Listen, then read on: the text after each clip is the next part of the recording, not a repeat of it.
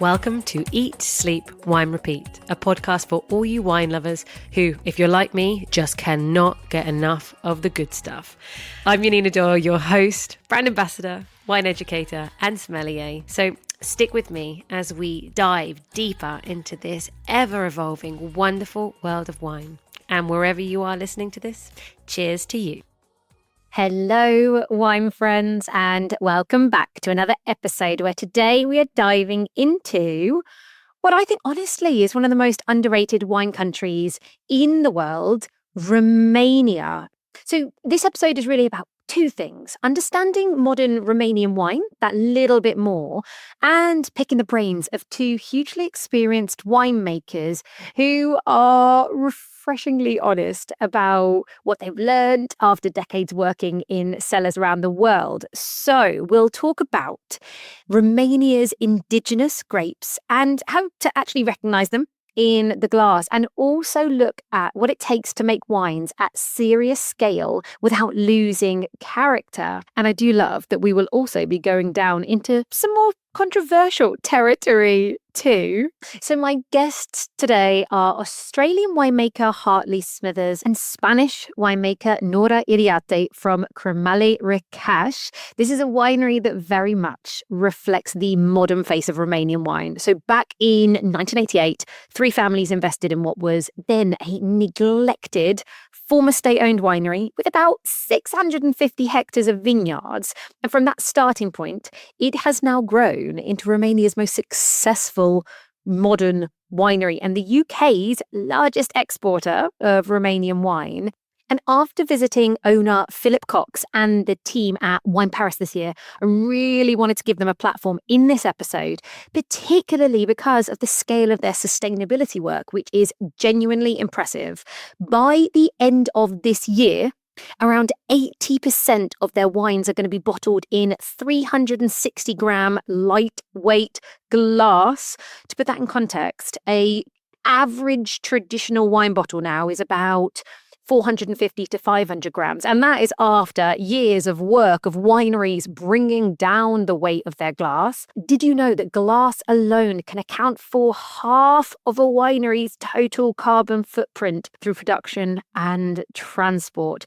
It is mental. But actually, they haven't stopped there with the lightweight bottles. They are now also working with recycled PET materials, and they've developed these bottles that convincingly mimic the look of glass. It's taken them years of research. They look fantastic on the shelf. I just think these guys are super dynamic. They're forward-thinking as a producer. And what makes it even more interesting is that this sits alongside organic and sustainable vineyard practices, vegan winemaking and production on this huge commercial scale without compromising affordability or quality. These are wines designed to be widely accessible, and they genuinely deliver. For me, they are consistently some of the best go-to wines under £10. Maybe because Hartley and Nora, they are veterans with more than 50 harvests across wine regions around the world. In fact, they were named among the top 100 winemakers in the world by the Drinks Business in 2020. Now, Romania as a whole sits between roughly 44 and 48 degrees north. This is actually the same latitude as much of France. However, it has a far more continental climate. So you have the Carpathian Mountains that shape much of the country's viticulture, while the Black Sea in the east is bringing in a moderating influence that softens extremes and extends ripening in coastal areas. Romania's wine scene, it's made up of 8 distinct regions. In the mountainous centre, there's Transylvania, and that stands out for cooler conditions and this strong focus on white and sparkling wines.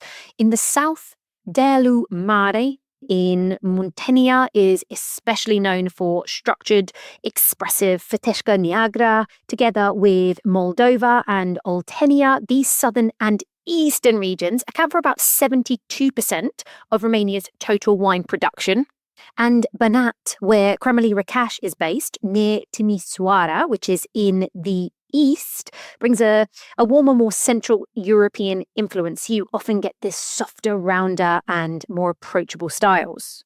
Now, if you want to deep dive, there are 33 protected wine regions, so PDOs to look into, although I'm not going to be touching on them today. There's also a fascinating mix of grapes. So you have the international varieties like Merlot, which is most planted, and Cabernet Sauvignon, Sauvignon Blanc, Pinot Gris, Traminer, Muscat, Welsh Riesling, Aligote.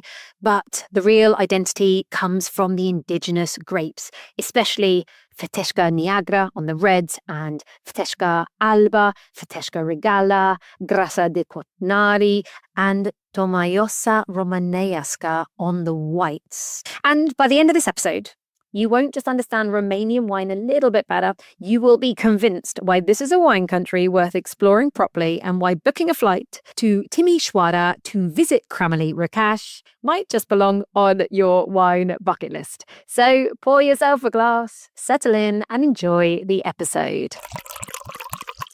I would love for you to tell me a little wine story. Bring something fun. What's the most chaotic or ridiculous, amazing thing that has happened to you along your wine careers? For me, was very funny because when I started to work, to study wine actually, was in France.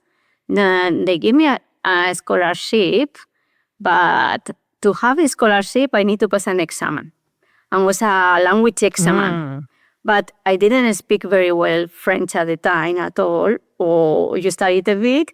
And then one of my friends, she studied in France, the high school, and she told me, copy my exam, don't worry.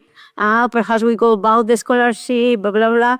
And at the end, they give me the scholarship to me, and she don't have the scholarship. And I got the enter directly to the Bordeaux University. But then, 3 months later, when I go to France to study, I start to be in front of the fact I didn't talk much French. And before start the uni, we must do like a vintage before to see if we like it, wine and all that. Then I do my vintage in a consultant laboratory. And then I couldn't speak any more, just a little bit French. And I remember they told me, you must go to the chateaus and ask for echantillons. Told me, I didn't know what was echantillons. I say, I don't know.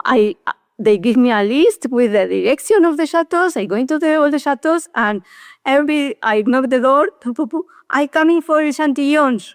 And everybody gives me bottles of wine. Echantillon is samples. Because it was for analyze the samples in there.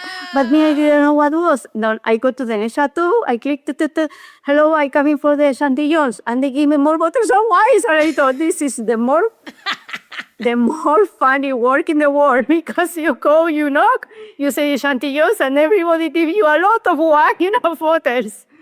That was my good. start. Right. Chantillon. That was simple. Do you think will that work for any of us if we just go into wine regions and we shout Chantillon, Chantillon, perhaps, and then yes. wine samples will just come into our arms? Yeah, perhaps we should try that. Good to know. Because for me it was amazing.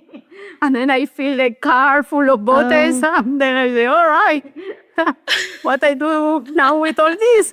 And I back to the lab and, we got the Chantillon. I say, yes, I got all. Chantillon. That's a nice start into the wine world. Yeah, that was my first experience. Yeah. Hartley, what do you think? I mean, what about you? Or what have you learned? What's been the most important wine lesson that you've learned after like decades working in cellars around the world? Sort of as you go along, I think to not believe everything you're taught in the books. It's at wine school. It's something that bit by bit I've learned. Yeah, like we're all taught grapes come with their little packet. They've got yeast sitting on the waxy layer on the surface, because Louis Pasteur looked under a microscope. He saw yeast. He worked out there for fermentation. He looked at a grape. He managed to see something that looked vaguely like a yeast stuck to the outside of it.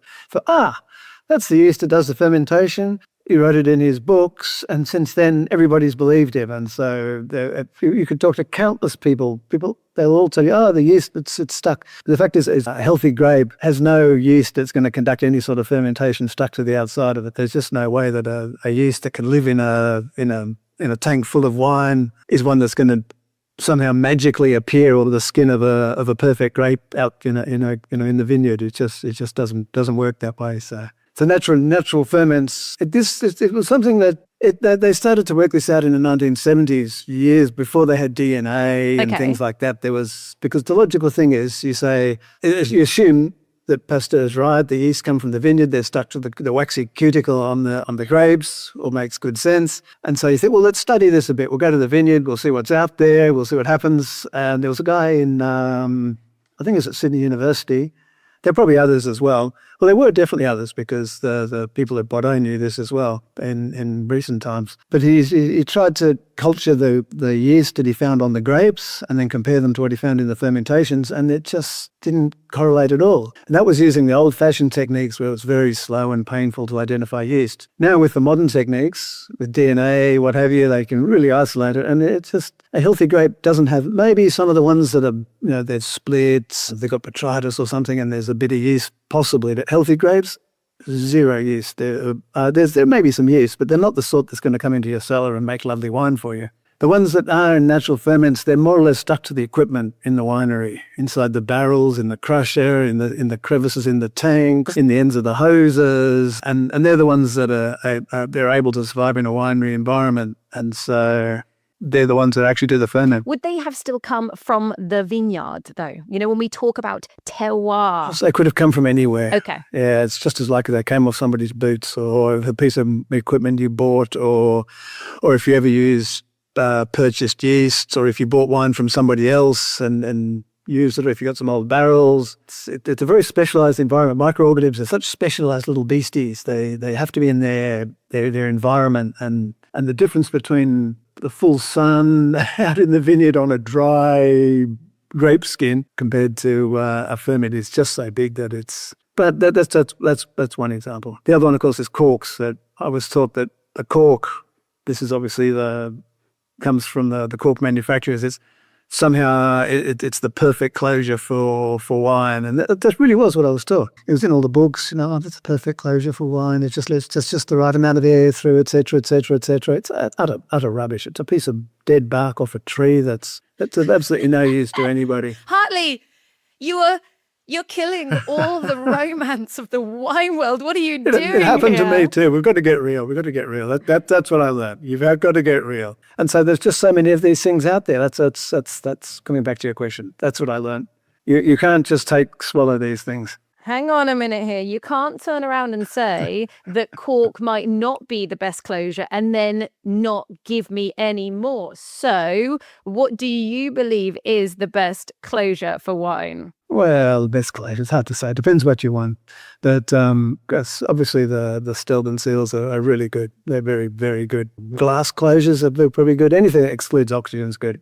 But it depends on the wine, of course. I mean, there's plenty of wines that can live with a bit of oxygen exposure. And I will grant that a really, really good cork is as good as a Stelvener. But most of them aren't. And you never know which one's a good one and which one's a bad one. So you're better off staying away from those horrible little things, and they smell. I think this is interesting. As a winemaker, I do understand, you've spent your whole year worrying, taking care of the vines, making sure they're okay. Then you do your craft, you make this beautiful wine, and then you put in perhaps this cork that is infected with TCA, and that's it. Yeah. Gone, damaged. And that's heartbreaking. So I can understand why you personally are not invested in the cork market. Okay. Or it's got super high levels of oxygen permeability and destroys the wine. Everybody thinks it's my fault. That's the worst thing. I don't know. It's a cork. I don't know. I'm not sure if everyone will agree with you on that one. I love that. Everyone listening, send me an email. Let me know your thoughts on this. Is this the first time you're hearing this? So tell me, the two of you, what is the geekiest thing in the winery that you two secretly love doing? You make wine in Australia, you make wine in Romania, you're all over the place, you're traveling winemaking nomads. What's a thing that you like to take with you when you're making wine? Me personally, what I like doing the most in the winery of the sort of outside is actually lees stirring in barrels. it's just, you feel like you're really doing something. So you spend all your day, you're tasting, you're writing cellar notes, you're working out this, you're doing blends, you're looking at vineyards. But I really enjoy spending some quiet time in the cellar, just mixing one barrel, going to the next. And you feel like, you're trying to build body in the wine. So you feel, I'm building body, it's got that. And hand plunging is another one. You really feel like you're doing something there. If you're getting stuck in, you're sweating, and you feel like I'm getting all that extraction and the flavour and what have you. So whether pumps are probably better, hand but plunging is. Yeah, that's like a proper gym routine. I did it once, and I'm okay. Can you tell me a little bit more about your lees stirring regime? For anybody listening, this is obviously mixing up of the dead yeast cells into the wine to add texture. But do you have a technique, or for you, it must be done X amount of times in a week or in a month? Like, what do you think of for the wine that you're creating? We more or less do it probably 2 or 3 times a week, but I can tell you that I couldn't be sure that's the absolute optimum, but that's what we do. You have to do the experiment and really to find this out, and I hadn't had the time to do it. But it works. 2 or 3 times a week definitely works, so we're good there. And you can see that they settle, and you look in the top of the barrel, and it's looking a bit clear on top. So you give it a good stir, and you build a bit of wine in the body in the wine. You build a bit of your own body at the same time, and then the wine looks hazy. So you think, okay, that's good. Something's happened here. We'll go with that. Well, again, everybody, winemaking, I think as well, like you said, it's not just from the textbooks, it's trial and error. Every grape variety likes to be treated a different way. The vintage, what is the acidity levels? I imagine, this is the issue. Would I be right in saying, because every vintage is different, it's not so easy to just do so much trials and experimentations unless you're separating everything into tiny, tiny little batches. Yeah, that's right. Yeah, I mean, trials are very difficult on a commercial scale. At the same time, they're difficult in small scale. So we're making wine, and you do things on a small scale, you get one set of problems. So you do it on a commercial scale, and you get a whole heap of other problems. So even if you're doing trials, you struggle to find the best way to really know you're doing the best thing. So you sort of have to go with a bit of gut feel. Go with follow your gut. Yeah. That's good winemaking advice. Nora, what about you? What is your secret winemaking love? I like a lot mathematics. For me, the most satisfying thing is when we blending, try to move less wine possible, to use the less possible tanks, to use less possible pumps. On every blend we made, I do like a Sudoku with all the winery, because sometimes we don't have all the tanks available. And I love my dad. I don't leave hardly to do that. I must do it, all this job. And this is my thing. It's not very winemaking because you don't taste all that, but I love do these blends calculations. And I guess the systematic nature of knowing what's in every single tank and where it needs to go and how it's going to finish off. I get it. I feel it. Well, we've been talking about a little bit of winemaking, and we need to talk about the amazing Cramele Recaș wines that you are both responsible for. So we are now in Romania. You guys may currently be in Australia, but let's take our minds and brains back to Romania. Educate everybody listening, first of all, on the indigenous grapes that you guys are working with, because there's so many. So if you were blind tasting them, what should people look for? What should we start with? I think the 3 main indigenous varieties in Romania. There are Feteascas, there are Fetească Neagră, and there in white we got Fetească Regală and Fetească Albă. Then these 3 varieties, there are the main varieties we export outside of Romania. When you tasting, for me, Fetească Regală, you must look for texture, definitely, because it's a variety, is plenty of tannins. It's very, very tannic variety. It's a wine usually very, very structured, with quite floral as well, and it's very, very powerful in flavors. And always I find like white pepper that I never find it in other varieties as much as in the Fetească Regală. And then the Fetească Albă for me is like the sensible, the fine, delicate variety, quite, very floral, but not tannins, easy to drink. And then the Fetească Neagră, that is quite, is really very particular red grape, because I never find another grape similar anywhere else. Is the Fetească Neagră is a variety usually need to be very, very alcoholic to be ripe, but it's quite difficult to work with. And then for me, the characteristic that is playing better the variety is the silkiness of the tannin. The tannins are just silk. There are tannins, but they are very, very silky. Even the grapes are not at the right moment. Still, the tannins are silky. You can have green notes, but doesn't coming from the tannins. It's green notes coming from the fruit, not from the tannins. And then, for me, always the descriptor for the Fetească Neagră is strawberry yogurt. For me, I find always this strawberry yogurt or ice cream, strawberry ice cream, this lactic with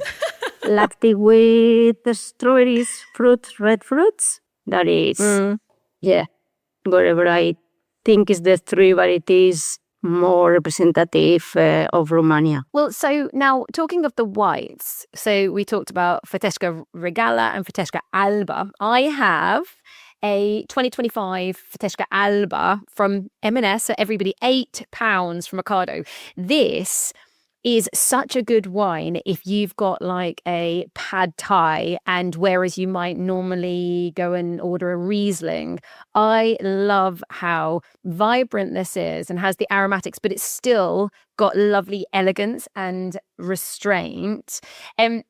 Would you say though that Alba is a little bit more delicate than Regală? Regală is the more energetic sister almost. Is that fair to say? Yeah. Alba's probably something more like you could put it in the same bag as maybe Pinot Gris or, as you say, Rieslings and things like that. Fetească Regală is definitely more out there. It's more characteristic. It's more unusual. There's not many whites like Fetească Regală with the texture. It's got the textural thing, and coupled with that, what Nora calls black pepper. It's probably rotunda, and I imagine we haven't had it analysed, but I'm sure there could quite easily be. It's very along those lines. So. Well, I love the fact that you actually have such distinctive grapes, but I do love this one for anybody who is interested in this white wine. It's like, I get this beautiful apple blossom note. So it's floral without being super intense. And then just has this lovely kind of peachy nature, but it is just really rounded. So it has the florals, it has the aromatics and the freshness, but without being too much in your face. A little bit of citrus zest on the palate, but like just this freshness, fresh pear. That's what it is. I've just got it. And there's some fresh pear. It's walking through the spring orchard. There we go. That's what it is. Yeah, well, look for it. It's very versatile. Yeah, too. It's got the. As a wine, it can be consumed very on its own with food, what have you there. Well, I have to say, honestly, this is, everyone, I'm just reminding everyone, an £8 wine. The quality of this in terms of from mid-palate to finish, the length, the cleanliness of the fruit, the consistency of the fruit. This is a really, really decent bottle of wine. This is why I get excited with the wines of Cramele Recaș, because I'm always like, these are some of the best value wines in the world. I mean, we're all looking for value right now. Why is Romanian wines, why are your wines such good value? Tell me, tell everyone. It's what we strive for, that's for sure. It's definitely what we're after. That's the idea. We're trying to make wines that appeal, and apart from being good value, we want them always to be what the customer's expecting, what the consumer wants and what they expect. So we don't want any unpleasant surprises at all. So we've got to be a few things on our side. I mean, there's the scale of the production that helps, which keeps the costs down. And then we work with producers of grapes when we can't produce enough of our own. So we keep tight control on what we're selecting when we're buying grapes, and obviously our own vineyards, we've got full control. So the big part of it is already there. So it's sort of, we try and take care of all bases. We don't leave things to chance at all. And Nora doesn't leave anything to chance, I can tell you. Cracking the whip. The other thing for us is very important is every single bottle of wine, doesn't matter if it's the more expensive one or the cheaper wine, need to be tried carefully and look for them, because I think, not everybody can pay like thousands of euros for a bottle of wine, but why these people, they need to have as well a good wine to drink. And for us, it's very important to put love in every single bottle, from the cheaper wines to the expensive wines. We spend the same amount of time and the same love and the same care, basically. Love that. I'm feeling the love. I'm feeling it. Well, let me ask you, you have touched on the fact that Cramele Recaș is big production. I think 50% more or less of Romanian wines exported is Cramele Recaș. So many people... Even more. Fine. And good. We need more of it. So many people having their first experience with Romanian wine will be with you guys. So when you are working with very large fermentation tanks, what is the biggest technical challenge that people don't realize exists so that you can transmit that love still into my 8-pound Fetească Albă? Yeah, well, there's sort of like production things. We really need to have control of everything when we're making wine. So in big tanks, it's basically the same as making wine in small tanks. The only thing that really sort of changes, you get a few funny things happening. We've had stratification in the tanks where the temperature's warmer at the top and maybe cooler at the bottom in the fermentation and things like that. So we've even got to the stage where we have 2 temperature probes to control our fermentation temperatures, one at the top and one at the bottom, and separate cooling systems. So we keep the whole thing the same temperature, but you have to control this different for this. So maybe you need to be cooling at the top and not at the bottom, or the other way around. And then they will mix eventually with time, but you can get this between the top and the bottom, it can be 13 meters or something wide. So that's a sort of a funny problem that you can run into with big tanks, but it's really the same. All the same things apply. You can with small tanks, you run into different sort of problems where you got problems with the volume of oxygen that can get in through the seals and things like that. And those sort of problems, they're actually way less in big tanks. You've got much more control of where, when and where air gets in. We put it in when we want to and not when it wants to get in, if you know what I mean. So interesting. Because a big tank is basically got the same type of manhole at the top on a million-litre tank as what you do on a 5,000-litre tank. And that's where where air and things can get in. So they're easier in some ways and more difficult in others. But it's the same. Everything applies the same. And remind me, I've obviously been to the winery and I've climbed the ladder up into the sky, and I eventually got to the top of some of your tanks. Are they a million-litre? You mentioned a million-litre. Is that the biggest tank? Yeah, we got 2 1 million-litre tanks. We got a whole heap of 500,000 million-litre tanks. Yeah. So your legs were pretty well burning by the time you got to the top. It's a long way up. No, you just trotted up. Okay. I drink my grape juice daily. The grape juice that I drink keeps me fit and healthy, so I can mount the staircases to heaven and sniff the wines from the air in the breeze. Yeah, it was that was quite cool. And then to look out in all directions. Yeah. And of course, actually, this is another thing from being, I don't know if it wasn't quite from your winery, certainly from some of your vineyards. You can look out and you can see like Serbia from one angle, is like Bulgaria from the other. Yeah. You can get into Hungary. No, you won't see Bulgaria, you see Hungary. Parts of Hungary and Serbia, yeah. In Serbia. It's interesting, yeah. Well, no, okay. So interesting that working with larger tanks can actually maybe be easier potentially. But what is so fascinating at a size of operation that you're at, your wines are minimal intervention, which of course is very hands-off. So what is your winemaking style for the wines that we are drinking? Mostly we use finding agents particularly. And tannins. Tannins, we don't add that sort of thing. Really, mostly we work with sulfur dioxide we use in most of our wines except for the orange wine. And we've got a couple of no sulfur, sort of normally vinified, not orange wine with 0 sulfur. But that's about the most, as far as inputs go. There's not much. Yeah, we try to preserve the grapes we've got. It's for that. I mean, for me, the tannins is something external you add that is not from your grapes. Then you don't going to have the expression of your grapes if you add external things they coming from. Even sometimes they are not from grapes. The tannins they are from quebracho. Now, what is that? For me, doesn't make sense. Absolutely. Add external things to that. Well, talking of tannins, I mean, I have to taste the red that I have, which is the Fetească Neagră. This is a 2023 and it's called Selene. It's 100% the flagship red grape of Romania. This has actually had some barriques though, because you talked about stainless steel winemaking. Many of your wines, I think some of the best Pinot Noir is coming out of your winery at about £10. Like, everyone try and beat that. But this is now a little bit more premium. I think if anyone is interested, this is £19 a bottle from Firth Co. I'll put that in the show notes. So we are now very much going to a premium level. How many of your wines see oak? There's a Chardonnay. Most of the reds will get some. Fetească Regală doesn't need much. We do have one that sees a little bit, but Yeah, a little bit. most of the whites not. The Chardonnay. We try to keep the oak as balance is obviously what we're looking for. And do you know what? I do get this kind of, maybe not, I'm not getting the ice cream, Nora. I'm not getting the ice cream. But the I'm upset about strawberry. that, sorry.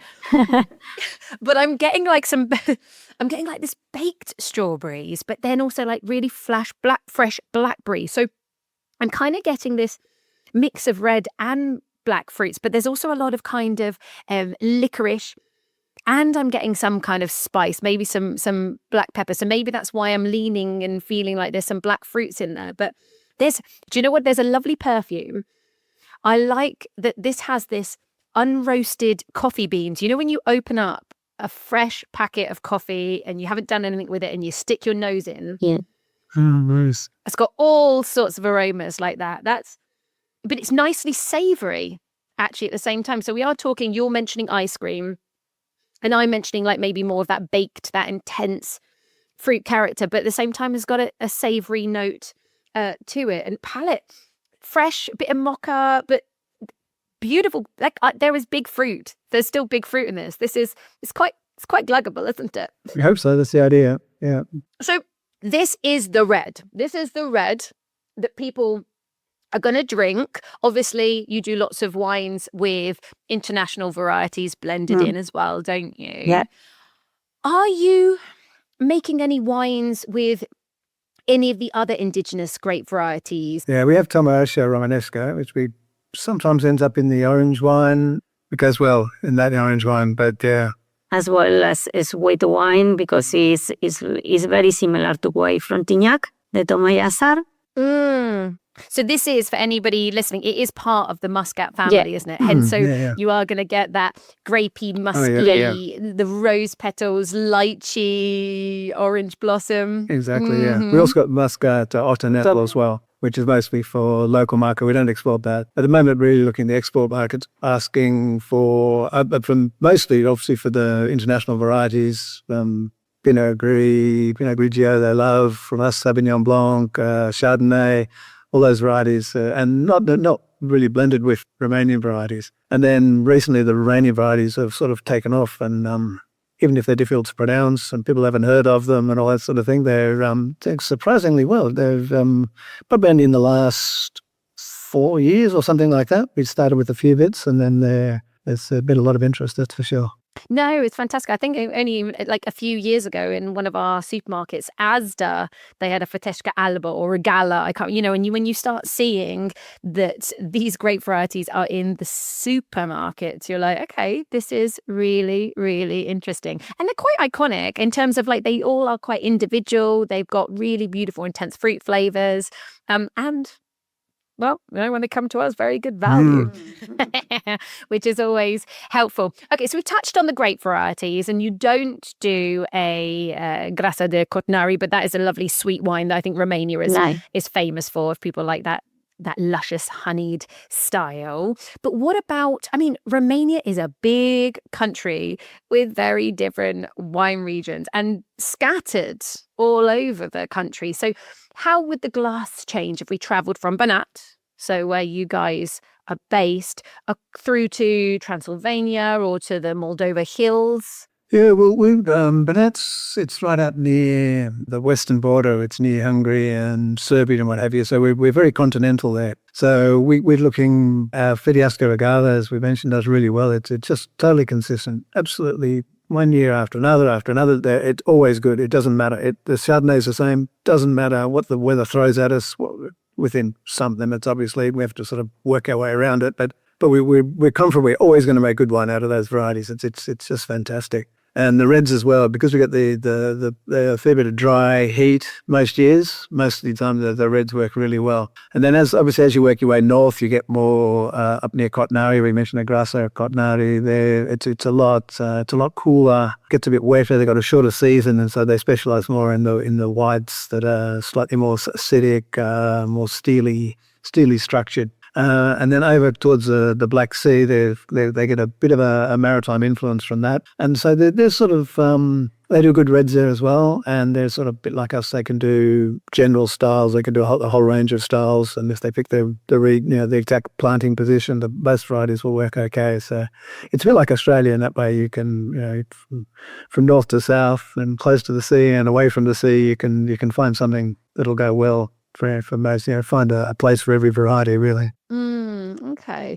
And so are you actually working with grapes all across the Romania? Yeah, most of the country. Yeah, most of the country. Yeah, most of it's based out in Timișoara, but then we've got a fair bit of people we work with on the eastern side. We got a second winery now, close to the border of Moldavia. Okay, amazing. When did you get the second winery? Well, 2 years ago, they're sort of working into it. They've been a supplier of us, been working on purchasing them, and so we have been working with them for years. So it really doesn't change much, but it's a big area there. It's a place called Focșani. Interesting. So this is in the Moldovan hills? Yeah. It's a Moldova, more or less, yeah. There's a lot of Fetească Regală there. There's good Sauvignon Blanc. There's a little bit of Pinot Gris, not much, but big quantities of really good Fetească Regală. That's where our Fetească Albă comes from as well. Okay. Yeah, there's good rosé material there. Is the place for the highest altitude, would that be Transylvania? Is that where you're going to find your kind of grapes grown for sparkling wines? Yeah, we actually don't go much for high altitude. They're mostly, being Romania, if you go too high altitude, you can get yourself into trouble, I think, ripening. So it's the same if you head too far north. You don't want to go right to the very north. So things start to get a bit difficult. So we sort of work around the middle, where you get good, reliable, proper ripening. If things get too extreme, it doesn't make sort of wine styles we want. Would you say on average then more grapes are planted on rolling hills rather than high altitude and steep slopes? Yeah, that would cover it for sure, yeah. A lot of them tend to end up, where we are in Recaș, it's actually it's on the edge of a huge plain, enormous plain. That's why it stretches out, but then we're in the hilly bit, so it really helps us with the sunlight interception and keeps the frost down in the valleys where we're not. So we're mostly on the south-facing gentle slopes, but not at altitude. And then when it's rain, the water go in the plains as well. Doesn't stay in the slow hills. And that's help to evacuate water as well when it's rain. Well, so we're talking about, rain, we're talking about challenges. There has been, climate change. There's been some pretty intense things happening over the last few years. I think there was such crazy hail, wasn't there, the other year, that almost people's houses were was damaged. Last year. Is that, did I remember that? Goodness me. Yeah. So now, I think with that, you're now starting to also work with grapes outside of Romania. Is that correct? Yeah, that's right. Yeah. We looked at some from Moldova, the Republic of Moldova, into Hungary for Pinot Gris. Yeah, so it does. It helps because we're looking obviously for reliable wine at a good price to happy consumers, it means we can assure much more reliably that we're going to make that. If you put all your eggs in one basket and you get some nasty years, then it's not good for anybody. Yeah. Okay, so this is much more about quality and stability, right? Yeah. Being able to work a little bit further afield. Well, it's interesting. What do wineries do as we have more climate chaos? That's certainly the question. What do you think is the biggest challenge facing Romanian wine then over the next 20 years? Is it that? Is it the climate or something else? The climate, I don't think is, because, for example, in Recas, the last years, we never before was too cold to make like good reds. And the last 5 years, the weather is a little bit warmer. Then we can make better reds. But as well, the climate has been very variable, because we got 1 year very good, extremely good, that even is similar to Australia. And then the next year is so cold and raining. And we need just to wait. It's stop raining to go to pick the grapes, because it's the only window we have. No, has been like, it's not, the weather has been challenging, but I think it's everywhere. Because in Australia, that's happened the same thing. Here, in the past, I remember 20 years ago in Australia was always good weather. They never trade the grapes for botrytis. They never, like, what is that? But now in the last years, I mean, they got botrytis, they got rain here. It's like crazy. It's changed. But 1 year is very good, and the next year is very, very different. That is chaotic, really. And the weather is chaotic when they say change climate, but for me it's chaotic that's happened now. Then I don't think that is the big challenge for Romania. Is challenge for everybody, but yeah, for me, I mean, as well is the people, they change I don't know, in the past everybody drink wine, but not anymore. For me, we need to convince the young people how beautiful is sit down and share wine with friends. But it's not only Romania, it's for over the world. But as well, I mean, if we look back, how was Romania 20 years ago? It changed a lot. I mean, not just Recas has been changed, every winery. Recas in the past was, I don't know how to explain, but it was something, and now it's one winery like we can have in Australia with all the techniques and modernized. And then, for me, probably the main challenge is convince the people Romania can make wines affordable and good quality to be there in the market. Because a lot of people have said no, but Romania is the country number 10 in surface of vineyard. And if you ask the people, nobody going to tell you Romania is the 10 first countries on surface of vineyards. And it's number 4. 100%. It's number 4 in Europe. I mean, it's Spain. Is it the 4th most planted in Europe? Goodness me. Okay, It's Spain, France, number 5th. Spain, France, Italy, Portugal, and Romania. There you go. 5th most planted. Okay. But everybody is going to tell you first Germany, Austria, everywhere else, Greece, everywhere else, except Romania. Well, they're wrong. Yeah. They're wrong. No, it's not that. I think the challenge is to show us the world we are there and we make wine since ever, because Romania is a country full of history. It's a big history of Romania, and they make wine since ever. And it's incredible how the people, the surprising when I going the first time to Romania is how much they drink wine and how much they eat grapes. This is amazing. When the tractors coming in the winery, all the workers go to the tractors to the grapes. Was like, what do these people? It's full of the workers taking grapes to grape. It's like, it's amazing. There is a big history. Quite clearly, it's in their DNA, whether it's fermented or not fermented, grape juice, alcoholic grape juice, they want it. I love that. And we are talking, I think, at least 6,000 years of history, isn't it? So Romania has been doing this for a while. So we need to get with the program. So, you mentioned working in Australia, the challenges the world's having, Australia's having.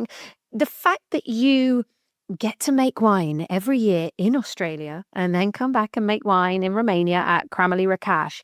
What has there been an experience that you have been able to bring back to your winemaking approach in Romania that you learnt from being in Australia? It's a lot, but I mean, in Australia, we make wine is quite scientific and quite technical.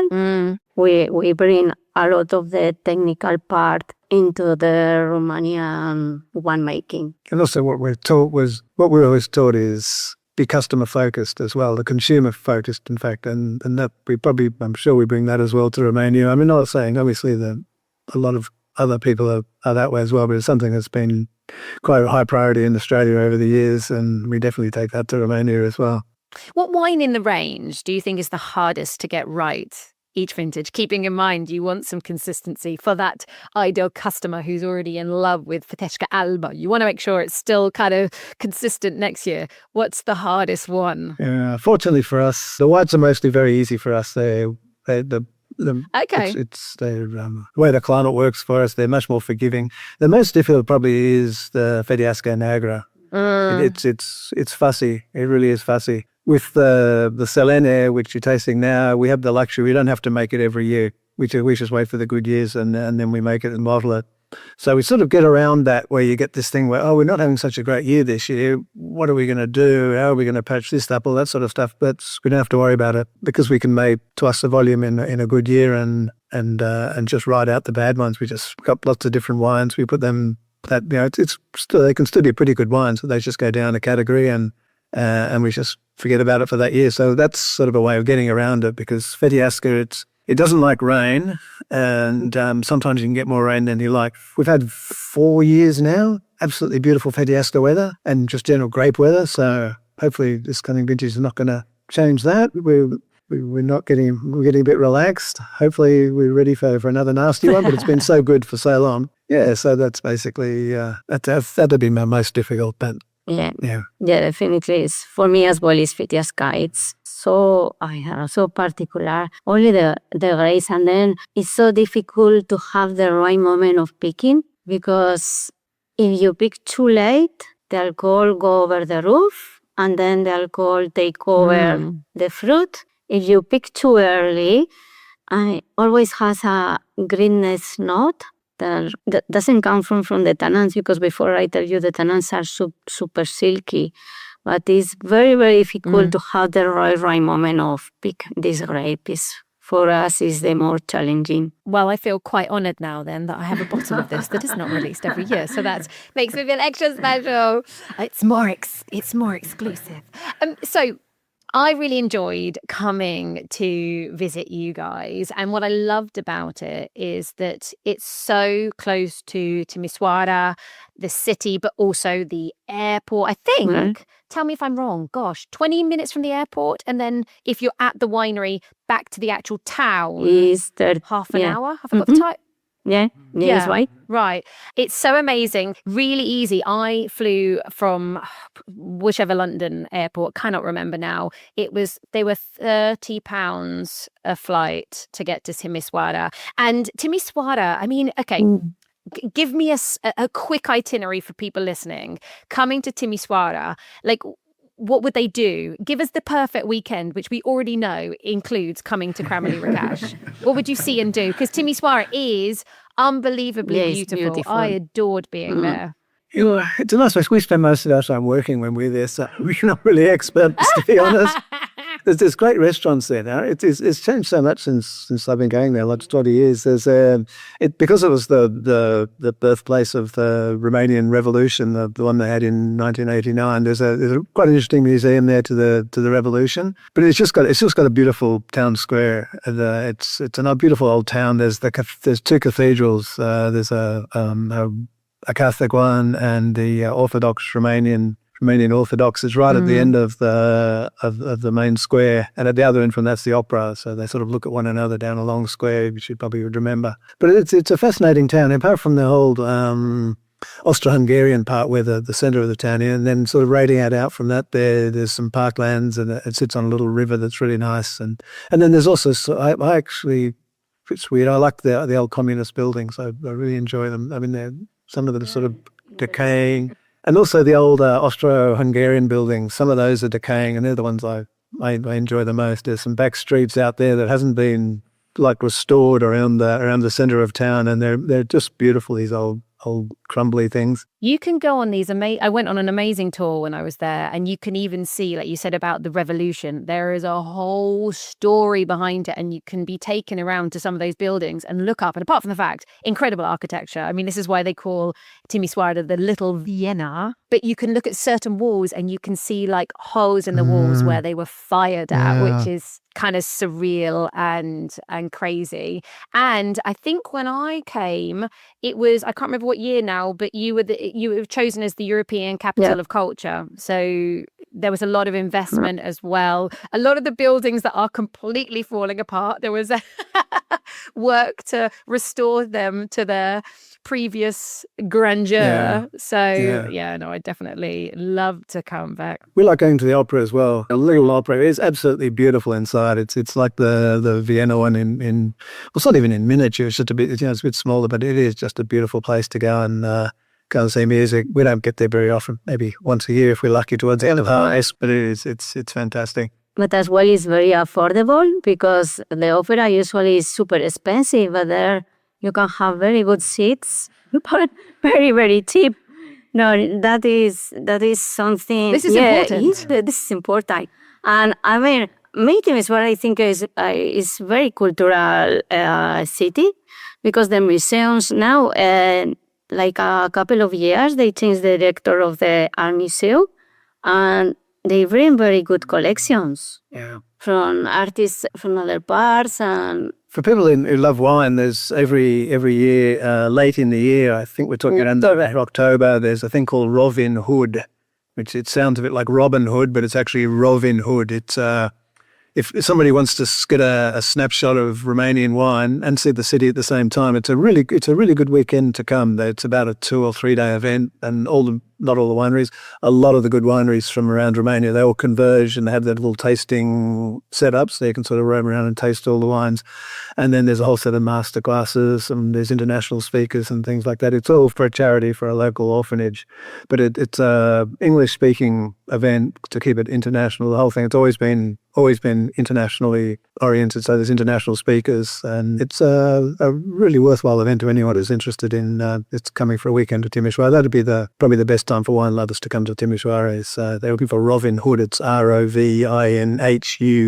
But if they look for something vaguely spelt like that on Google, and they should go find it. Very good tip. I will put a link in the show notes, everyone. Don't worry about Googling. And to finish off then, first of all, thank you for making these delicious wines that we can actually afford. That is something genuinely I'm very passionate about, that, more people can start drinking. They don't need to feel the intimidation. So that is appreciated. But if listeners were to come to Cramele Recaș, which they are going to, what should they pay attention to in the winery that most visitors might miss? Is it those tanks that we talked about, the fermentation setup, blending rooms, barrel selection, lab work? What is it? They might be surprised by some of the size of the tanks and the number, things like that. Hopefully the wines will be what interests them the most and surprises them most, because we don't really have anything really out of the ordinary.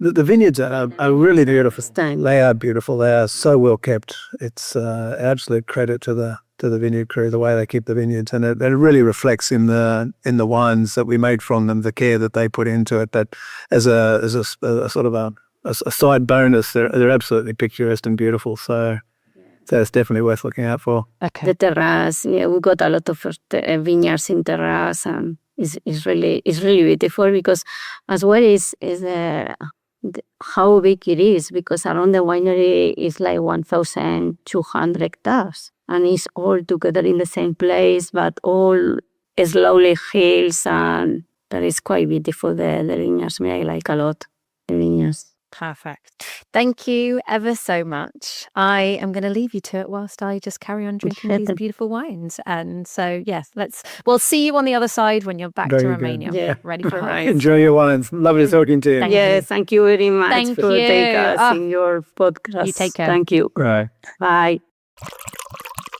So get in touch with me and let me know if you have tried any Romanian wines. You'll find my email in the show notes, or get on Instagram and send me a direct message at eatsleep_winerepeat. And also in the show notes is a link to Cramele Recash's website, along with links for the wines I opened up during the episode, so you can grab a bottle as well. Now, next week, we're going in the complete opposite direction, from large-scale winery to teeny tiny. I am speaking with Darren Smith, the nomad winemaker behind the finest wines made to humanity. And we are exploring what it really means to make one-off handmade wines in collaboration with inspiring winemakers across the globe. And now to finish off with a wine quote, as always, and seeing as Louis Pasteur, who was a renowned French chemist who was able to prove that fermentation was a biological process rather than magic, seeing as he was mentioned on this episode, I have a quote that he said: "A bottle of wine contains more philosophy than all the books in the world." Well, I'm sure Hartley certainly agrees with this specific comment. Now, as always, thank you for listening. If you are getting value out of these podcasts, please do consider leaving a review on Apple Podcasts, a rating on Spotify, or sharing with a fellow wine lover to allow this podcast to get into the ears of more wine lovers like yourself. Wishing you an inspiring week, a week full of discoveries, maybe some booked wine trips, and I'll see you all back here next Monday. So until next week, wine friends, cheers to you.